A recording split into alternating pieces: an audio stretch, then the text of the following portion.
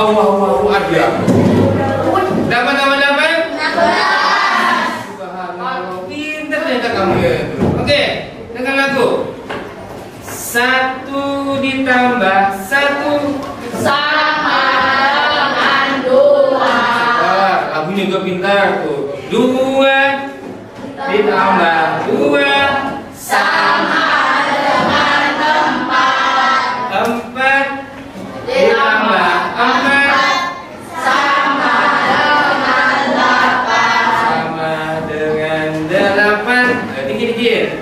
8 ditambah 8 sama dengan 16. Oke, sekarang olahraga. Gabungkan matematik dengan olahraga dengan nyanyi.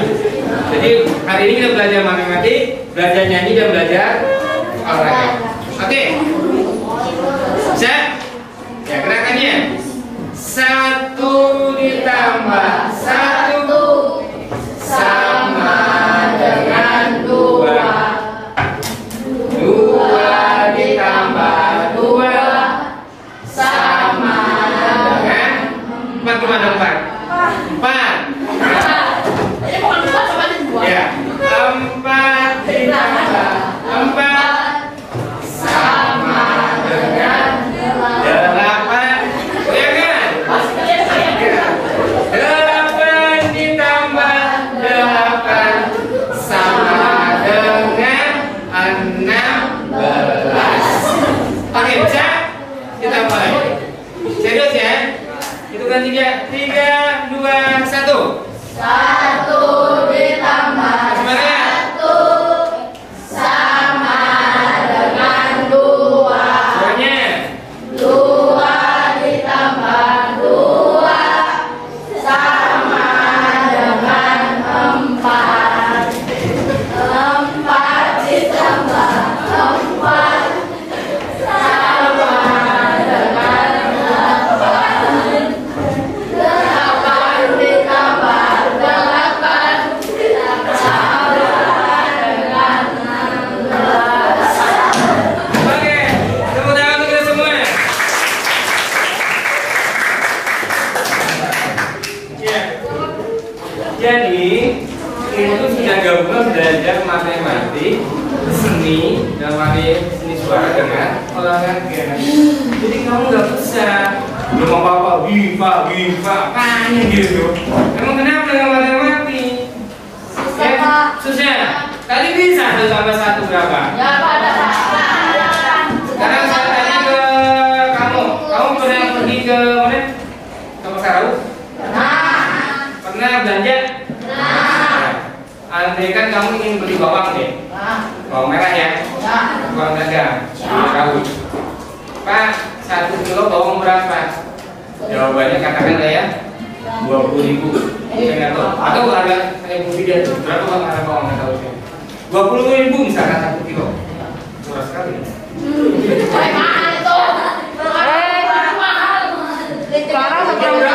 Sekarang seperempat 20. Tuh, seperempat 20. Iya, makanya itu. Sekilo 20 lebih mahal. Hah? Makanya tanya adanya tuh, mahal itu kan emosi mahal itu. Iya, mau bikinnya 1.000 gitu. Nah, kembali ke tukang bawang deh. Sekilo bawangnya katakanlah 20.000.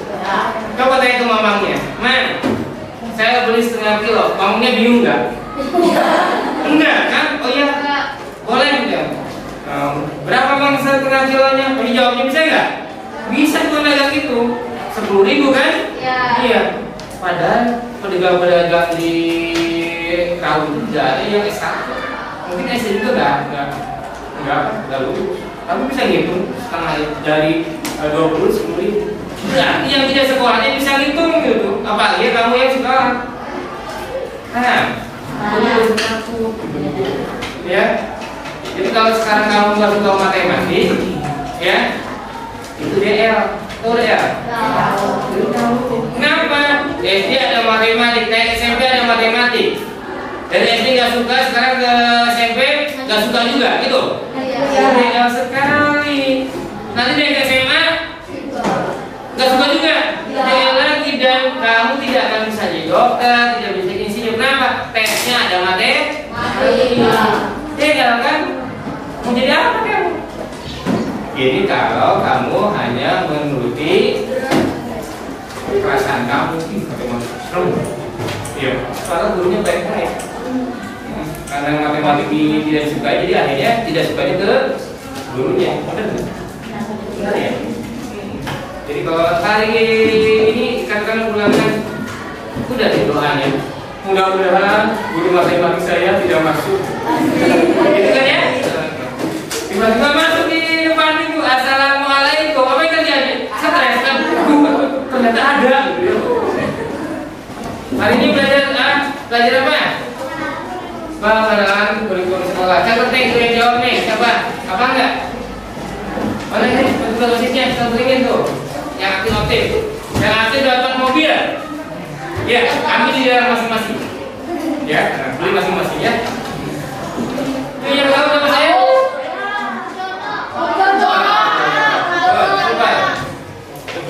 Tuh yang tahu nih, apa tadi makanya 1, 2, 3, 4, 5, 6. Siap, posisinya harus aktif dan training. Kasihan yang aktif-aktif harus diberi perhatian. Oke, kita akan masuk ke materi hari ini, yaitu tadi sudah disebutkan teman-teman, pengenalan kurikulum sekolah. Apa yang dimaksud kurikulum? Sudah mengenal atau mendengar kata kurikulum? Sudah. Di mana? Di mana? Di sekolah mana? Cung yang sebelum ke SMP tahu atau mendengar kurikulum? Berapa orang? 1 orang. Di mana nih? Di SD. Yang lainnya nggak pernah mendengar kata kurikulum? Belum. Jadi di SD ngapain saja? Pernah, Pak. Pernah. Mahal. Apa nih? Ya di SD itu pakai kurikulum apa? Jelas ya, kurikulum 2013. Udah. Tahu kamu selama ini kemana ya? Tidur gitu. Oke, kurikulumnya ada di SMP 2. Ya, itu ada 2. Yang pertama kurikulum 2013. Ya, yang kedua kurikulum Merdeka. Ya, kurikulum 13 itu digunakan di kelas 8 dan kelas 9. Itu lanjutan dari kelas 7 yang kemarin ya. Nah, kelas itu masih menggunakan kurikulum 13. Jadi bukan dua-duanya digunakan dalam satu level, tidak. Kelas 7 hanya kurikulum Merdeka saja. Ya, karena kurikulum baru maka digunakan ke murid-murid kelas 7 yang baru. Oke ya. Jadi di SMP 2 ada berapa kurikulum? 2. Cuma yang bisa membedakan bagaimana penggunaannya? Nggak tahu. Nggak tahu. Siap? Semuanya boleh. Nggak tahu. Kan saya ngomong apa? Kurikulum 13 di SMP 2 digunakan Di kelas 8 kelas 9. yang kamu nggak tahu ya. Berarti kamu nggak konsen. Belajar terus 6 lagi konsentrasi ya. Kurikulum Merdeka digunakan Kelas 7. itu ya. Jadi penjelasan seperti itu. Nah sekarang apa sih kurikulum? Ada yang tahu? Nggak tahu. Oke, di stop sekarang. Kurikulum itu adalah perangkat mata pelajaran dengan program pendidikan yang diberikan pada suatu lembaga pendidikan, ya, seperti SMP 2, SMP 2 ya, yang berisi rancangan pelajaran yang akan diberikan kepada peserta didik, ya, dalam satu periode jenjang pendidikan. Jadi intinya kurikulum itu adalah sederhana aja perangkat pembelajaran, ya, perangkat pembelajaran yang isinya rancangan pelajaran, ya. Intinya begitu. Ya, bagi yang belum tahu ya selamat datang di sebelum ya. Oke, bisa dipahami? Jadi intinya apa? Kurikulum adalah perangkat Pelajaran pendidikan. ya, jangan baca semua lah, singkat aja perangkat pembelajaran. Perangkat pembelajaran ya, dijelaskan dalam pelajaran cara bagaimana mengajarkannya. Oke. Nah, kurikulum yang kita akan bahas kan kurikulum Merdeka. Apa itu kurikulum Merdeka?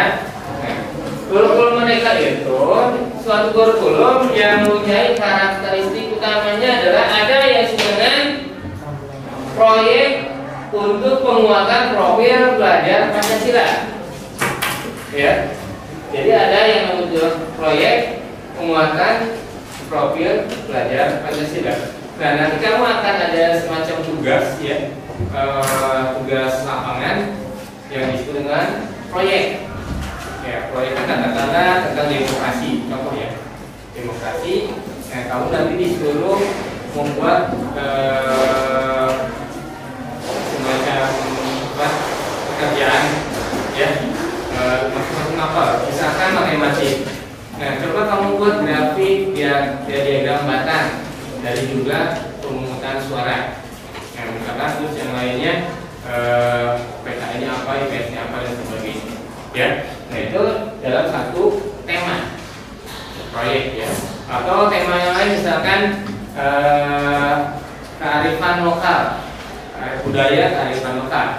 Nah, katakanlah kamu dari sekolah disuruh untuk mengunjungi Baduy. Nah, di Baduy itu dijelas pakai mati disuruh ngitung berapa jumlah Baduy, berapa luas rumah Baduy. Terus kalau misalkan agama, coba tanyakan ke orang Baduy, agama Baduy itu apa, begitu ya. Terus ditanyakan tentang pelajaran seni budayanya, budaya Baduy itu apa aja dan sebagainya. Jadi semua mata pelajaran ada tugasnya. Ya, nah itulah karakteristik utama dari kurikulum mereka. Adanya proyek untuk penguatan profil belajar Pancasila. Ya. Yang keduanya fleksibilitas ya. Jadi nanti akan diajarkan bagaimana kemudahan dalam belajar di kurikulum mereka. Ya, oke. Nah, ini karakteristik kurikulum mereka. Yang pertama, pembelajarannya harus berbasis kepada siswa, ya, student centered learning. Jadi siswa harus menjadi aktor. Pak, aktornya harus gimana saya? Gampangnya begini. Kalau nggak ngerti, tanya. Kalau disuruh jawab, begitu ya. Jangan diem aja. Kan biasanya orang Indonesia begitu ya. Ada pertanyaan, diem. Ada yang tidak paham, diem. Ada yang belum paham, diem. Semuanya diem. Ya. Terus ya sudah, kalau begitu udah ngerti semua ya. Ya juga. Ya, kalau gitu kita tes ya, kita ulangan hari ini. Baru bersuara, jangan Pak, gitu ya. Di kurikulum mereka tidak begitu. Kamu dituntut harus bertanya, harus berpendapat dan sebagainya. Harus nanti ada sifat-sifat problemnya yang dilaksanakan oleh kalian. Ya. Ini, jadi kamu harus aktif, intinya harus aktif. Ya. Yang kedua, belajar berdiferensiasi. Ya, diferensiasi itu bahasa Inggris ya, berbeda. Jadi kamu harus menyadari bahwa di kelas ini bermacam-macam. Ada yang dari suku Sunda, Jawa, Batak, dan orang Turki. Orang Turki di sini ya. Lu orang Turki mana? Nggak ada. Turki ngomong tuh di rumah Turki itu orang Turki, tahu nggak? Turki itu turunan kita. Ya, jadi orang Turki di sini banyak orang Turki. Nah, kamu harus memahami bahwa keragaman itu dalam sebuah suku. Mungkin dari agama macam-macam, ya. Nah, jadi kamu harus saling bisa belajar dalam komunitas yang berbeda. Nanti gurunya akan memberikan pengarahan, ya. Dan kamu sendiri harus bersikap bisa memahami perbedaan itu. Jadi kalau ada orang yang bertanya, kenapa 1 tambah 1 sama dengan 2? Jangan dibuka ya. Itu aja nanya. Ya nggak? Ya kan berbeda. Ya. Pak, kenapa tanaman manusia ada 2? Pertanyaan nggak usah nih. Begitu aja tanya gitu. Jangan dikomentari, biarkan saja. Karena perbedaan dari pengalaman, pengetahuan itu membedakan persepsi, pemahaman seseorang itu tidak sama. Mungkin bagi mereka itu harus ditanyakan, bagi kamu itu harus ditanyakan. Ya, jadi harus memahami bagaimana belajarnya untuk bertanggap. Nanti guru yang akan bertugas untuk memberdayakan perbedaan itu. Tapi kamu harus punya sikap bahwa saya berada di tengah-tengah orang yang berbeda. Ya, jangan mencela orang-orang yang berbeda dengan kamu. Biarkan saja, ya, kita hormati perbedaan. Oke, lanjut. Ini ada fase. perlu diketahui di penerapan bahwa kita masuk di dalam fase D. Jadi perlu diketahui di kurikulum mereka itu ada fase-fase ya. Yang pertama fase A itu untuk kelas 1 dan kelas 2. Ya. Terus fase B itu untuk kelas 3 dan kelas 4. Fase C itu untuk kelas 5 dan kelas 6. Nah, untuk SMP kelas 7 sampai kelas 9 itu disebut dengan fase D. Nah, jadi kalau kamu nanti ditanya kita ada di fase mana? Fase D ya, SMP. Terus ini akan melaksanakan diagnostis assessment. Jadi penilaian tentang mendiagnosis tentang keadaan kamu. Nanti insya Allah hari apa ya? Jumat kalau saya, Jumat kondisinya Jumat kamu akan ada tes. Jangan protes ya, SMP 2 belum baru masuk udah tes. Ya. Tes itu untuk mengetahui kamu itu bagaimana belajarnya, bagaimana minat dan bakat dan sebagainya. Itu lagi. Kalau nggak salah jadwal hari Jumatnya, pasti tahu jadwalnya. Nggak tahu ya? Habis ditanya mana yang kesana kesini ya.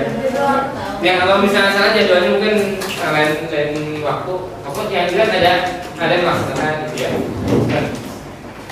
Yang terakhir ada implementasi P5P itu apa? Project, penguatan, profil, belajar, Pancasila. Apa? Ada 5P. 1. Proyek, penguatan, profil, belajar, Pancasila. Ulang, 5P adalah penguatan, profil, oke, bisa jawab semua nih. Konten semuanya nih. Ada? Nah, kamu tugasnya untuk itu kan? Untuk checklist keaktifan siswa. Oke. Nah, ini ada P5 itu apa aja? P5 itu ini nih P5. Yang pertama kamu harus mandiri. Mandi sendiri boleh. Kalau masih yang mandi hari ini berarti belum mandiri gitu ya. Mandiri artinya tidak tergantung kepada sesuatu, ya. Dia berangkat dari kekuatan sendiri, ya. Setiap tugas dikerjakan sendiri, nggak bisa nanya. Jadi aktif, gitu ya. Yang kedua, kritis. Coba tampilkan jiwa kritis kamu. Kamu sampai cuma gini lah, tanya aja. Pak, itu kenapa warnanya hijau? Itu ada kritis. Kenapa nggak merah? Contoh kecil ya. Terus kenapa ini Pak? Ini ada birunya. Udah jawab. Kalau ada yang nanya begitu, ada yang nanya begitu? Nggak ada? Oh nggak ada. Kalau ada yang itu sih jawabnya gampang. Suka-suka saya. Saya sukanya biru, kuning, hijau dengan biru ya. Sudah selesai kan? Nah kritis gitu ya. Jadi saya sudah berpikir ya, dulu saya pernah ditakdirkan, pernah diberi kesempatan oleh pemerintah untuk melihat situasi belajar di Melbourne sana ya. Ya. Jadi nanti sama penjelasan seperti ini. Tapi di tengah-tengah seperti saya tadi ada pertanyaan nih. Mereka si guru itu bilang ini tadi ya, ini question list. Ada pertanyaan? Apa yang terjadi? Kalau di sini tadi ada pertanyaan dia, ada yang nggak paham dia. Kalau di sana itu mayoritas, mungkin hampir semua. Apa yang terjadi? Hampir semuanya nanya. Beda dengan kita ya di Indonesia ya. Sampai saya berangkat saya mau putus ada pertanyaan, nggak ada yang ngacu. Iya, kalau saya satu kali aja ini question list, hampir semua ya, semua. Tapi saya perhatikan hampir semua. Kan saya belajar murid saya seperti itu, belajar aku. Selama ini sampai detik ini pun yang aku pasti satu, dua orang. Apakah mereka pintar-pintar? Enggak. Pertanyaan sederhana. Iya. Kayak kan gitu ya. Misalkan ada waktu itu saya ingat, Mister, kenapa itu A tambah B sama dengan B tambah A? Ya. Itu kan dalam matematika ada sifat komutatif. Nah, A tambah B sama dengan B tambah A, gitu ya. Nah, mulai dikit aja kalau dapat. Ya, iya. Jadi sederhana dia buka buku. Pak, kalau di buku saya kenapa tambah Y tambah lagi Y tambah X, cuma beda hurufnya saja gitu. Pertanyaannya sederhana, tetapi apa ya, keberanian untuk bertanya tinggi gitu. Kalau kita mungkin malu ya. Kenapa? Karena ada penjahat kita di sekitar kita. Ya kalau ada yang nanya sederhana itu langsung komentar, itu aja tanyain, komentar gitu ya. Ya biasakan dengan seperti itu ya. Coba belajar untuk menghargai orang, apapun pertanyaannya, sederhana atau rumit ya. Jadi kalau saya berpikirnya dengan belajar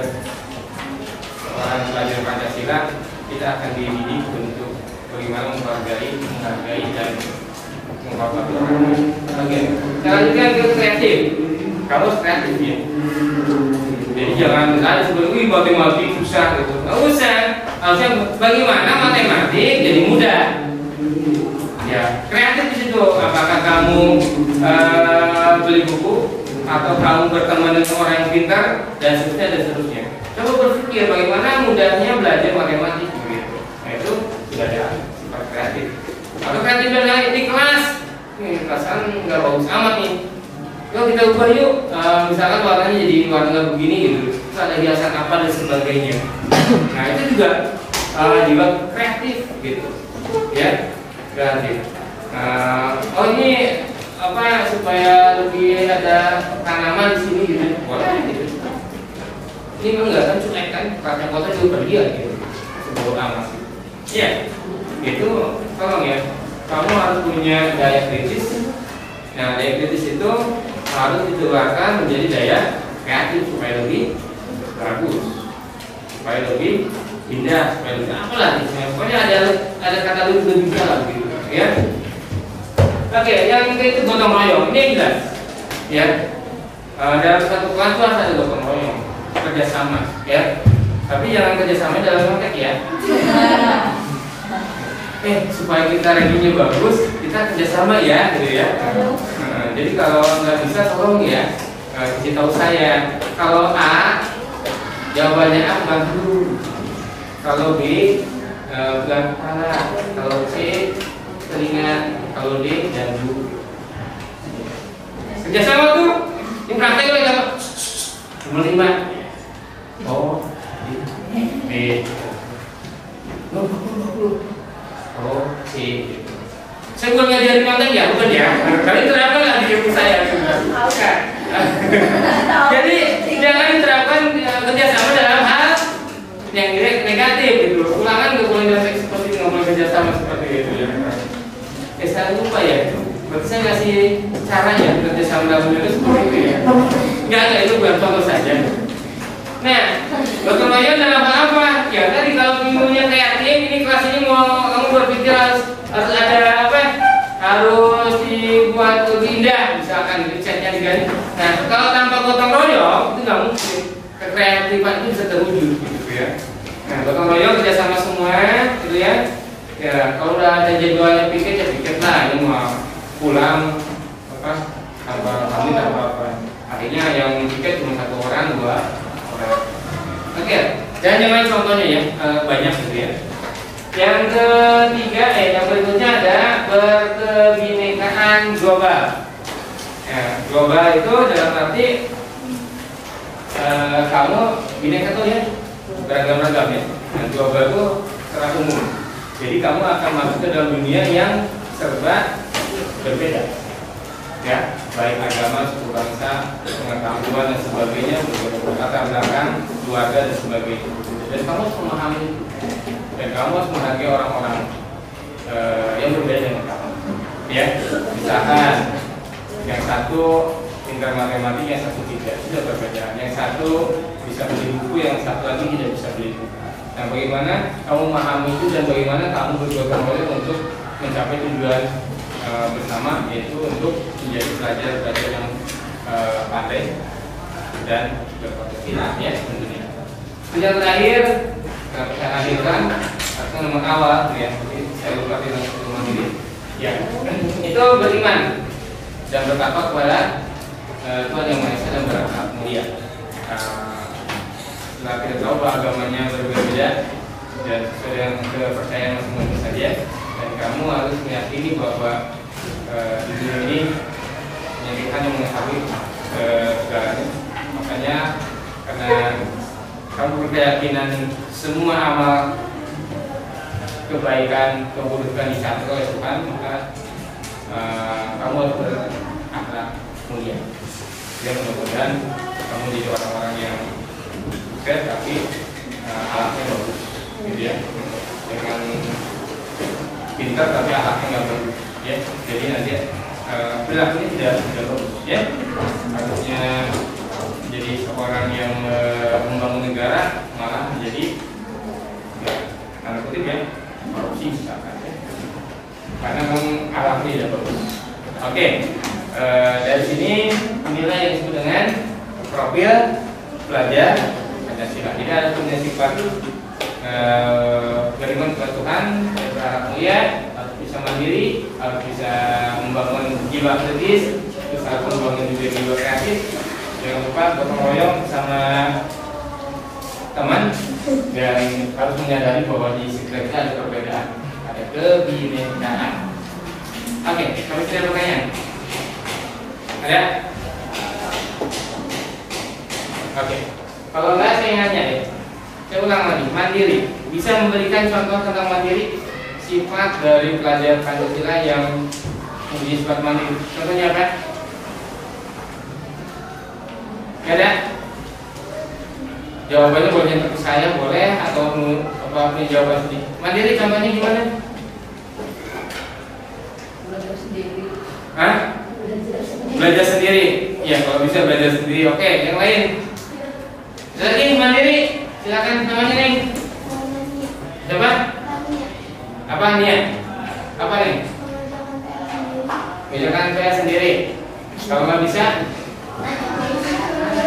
minta bantuan ke bapak, ke nenek, ke opa. Iya, oke, makasih. Bagus. Sama yang mau lagi. Mandiri. Oke, saya ganti kritis. Ya, benar kritis. Hah? Namanya Neng? Najda. Najma. Najma. Gimana? Oh, berani bertanya. Oke, good. Kreatif. Silakan namanya. Siapa? Lu nggak jelas. Sagar. Contohnya. Oh iya. Mengubah lingkungan sekeliling, boleh. Gotong royong. Gotong royong. Gotong royong. Ayo, dua orang dulu. Nama Neng? Kaisa. Tiga. Oke.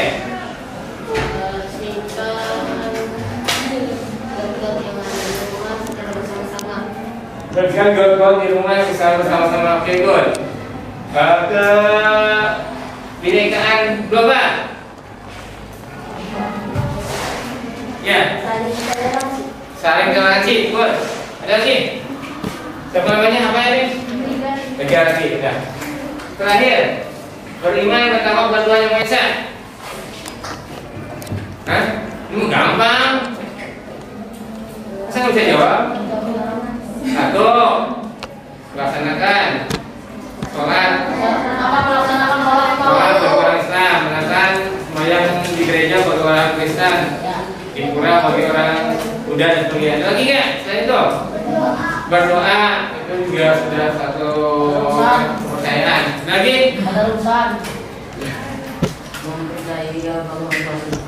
Lagi? Mempercayai masing-masing. Oke. Siapa namanya tuh? Ditanya. Fauzan. Oke. Dulu ada PKN ya? Nah, PKN dirubah jadi pendidikan Pancasila. Terus informatika di K13 nggak ada, tapi di mereka ada. Ya. Informatika itu hubungan dengan komputer. Terus di sini ada seni. Seninya bukan satu seni budaya, tapi ada seni tari, seni musik, seni yang lainnya. Ya. Oke. Kita membahas tentang perubahan yang ada di kurikulum Merdeka dibandingkan dengan kurikulum Kultiras. Ya, ini sudah saya singgung tadi. Jadi ada pelajaran di kelas dan ada pelajaran proyek ya tadi ya. Nah ini strukturnya. Ini pelajaran yang ada di kurikulum Merdeka. Ada agama, pendidikan Pancasila, bahasa Indonesia, matematika, IPA, IPS, bahasa Inggris, PJOK, informatika, dan seni ya. Sebenarnya ada satu di mulok ya. Tapi yang wajib ini 10. Ya. Ada pertanyaan tentang belajar ini? Ya. Sudah paham semua? Mana yang belum? Silakan. Namanya Neng? Hah? Zahra. Apa bedanya kurikulum Merdeka sama kurikulum 2013? Ya. Padahal kan mata pelajarannya sama. Nah, ya. Apa yang bedanya? Yang beda satu tadi sini apa? Pancasila ya. Di Kultiras apa? PKN satu. Yang kedua di sini informatika. Informatika di Kultiras nggak ada. Nah, jadi ini baru. Informatika itu apa, Pak? Komputer. Nah, jadi belajar komputer ya. Nah, komputer.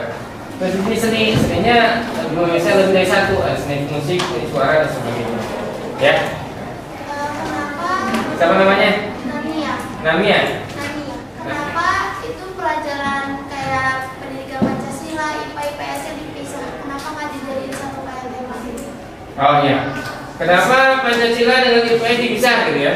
Karena ruang lingkupnya berbeda. Kalau Pancasila itu ada berhubungan dengan ketatanegaraan, ya, bagaimana dasar negara dan sebagainya, ya. Makanya disebut dengan pendidikan Pancasila. Kalau IPS global, ada ekonomi, geografi, sejarah. Jadi beda cakupan, ya. Jadi makanya dipisahkan. Kalau disatukan, ya kemungkinan kamu akan bingung banyak amat satu pelajaran begitu ya. Makanya dipisahkan supaya lebih fokus terhadap satu ruang lingkup pelajaran itu ya. Nah lagi, udah mulai ramai, udah berani nanya. Tapi saya nggak usah khawatir bahwa Indonesia akan tidak maju, harus maju dengan cara murid-muridnya sudah pandai untuk bertanya. Oke. Ada lagi? Cukup? Ya oke. Udah ya jelas ini ya. Itu jam-jamnya ada. Nah, oke. Filmnya belum diputar malah udah kan. Oke. Ya, perhatikan saja. Ya, silakan. Pak, komputer.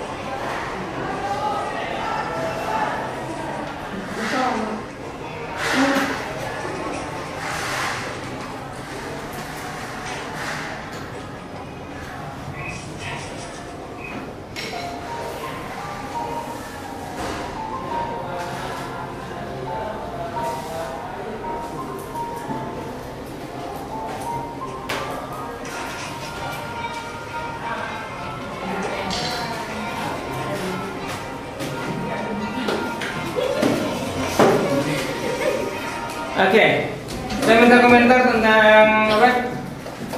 Tayangan tadi. Dan silakan. Tadi kenapa orang yang minus 1 orang lebih dari selebih? Oh iya.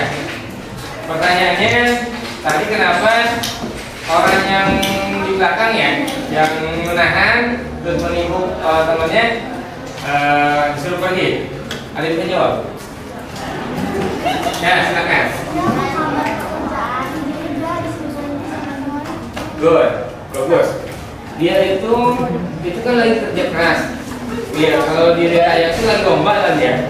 Lomba kan ada peserta lain kan. Nah, orang lagi semangat-semangatnya untuk mengejar sampai garis finish, dia malah merusak gitu kan, menghalangi dan sebagainya. Justru oleh seorang pemimpin harus pergi kamu daripada kita gagal gitu ya. Jadi orang yang menghalang-halangi, orang yang menghambat, orang yang menjadi apa istilahnya pengacau gitu ya, itu diwajibkan oleh pemimpin atau anggota kelompok itu suruh pergi. Ya, kalau tidak mau ya bantu. Kalau tidak bisa bantu pergi. Ada nggak tadi karakter dari profil pelajar Pancasila? Dari adegan tadi ada apa itu nih? Gotong royong. Jadi tadi menampilkan gotong royong. Ada lagi. Silakan. Kreatif, good, kreatif. Ya. Ada lagi. Ya. Sifat kritis, ya. Yang itu pergi aja, itu kritis ya. Jadi yang ada lagi. Inisiatif, ada lagi. Produktif, ya. Ada produktif di situ. Ada lagi.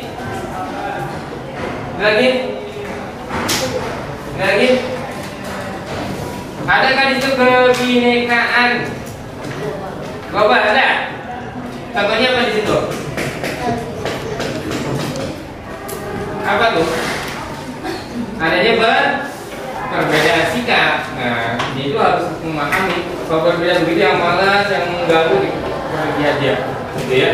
Yang malas itu harus tahu diri, jadi harus membantu. Ada lagi? Ada?